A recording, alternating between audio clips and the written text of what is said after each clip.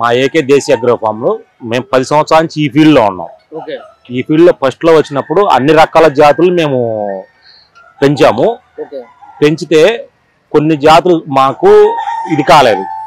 అందువల్ల ఏం చేసామంటే మేము సోనాలి కడక్నాథ్ ఎంచుకున్నాము. సోనాలి కడక్నాథ్ ఎందుకు ఎంచుకున్నామంటే ఇవి మామూలుగా మన నాటుకోళ్ళు, మన ఇదివరకు పల్లెటూరులో ఉన్న నాటుకోళ్ళ టైపే ఇవి సేమ్. ఈ సోనాలి అనేది మా నాటుకోళ్ళ టైప్. అందుకని చెప్పి మేము సోనాలి నాటుకోళ్ళు ఎంచుకొని వీటిని పెంచుకుంటూ వచ్చాం. ఇప్పుడు ఈ స్టేజ్లో 1,50,000 స్టేజ్లో ఇప్పుడు ఉన్నాము.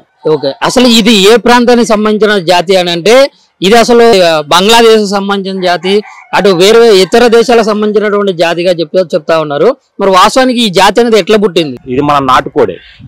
అయితే ఏమైందంటే గుడ్లు ఉత్పత్తి ఎక్కువగా రావడం కోసం, ఇది నాటుకోడే గుడ్లు ఎక్కువ ఉత్పత్తి కోసం ఒకప్పుడు భారతదేశంలో భాగమైన బంగ్లాదేశ్ నుంచి రోడ్ ఐస్లాండ్ రెడ్ అనే ఒక మగజాతిని, ఎమిని అనే ఒక ఆడజాతి కోడిని తీసుకొని క్రాస్ చేసి వాటి ద్వారా వచ్చిన బ్రీడే ఈ సోనాలి బ్రీడ్.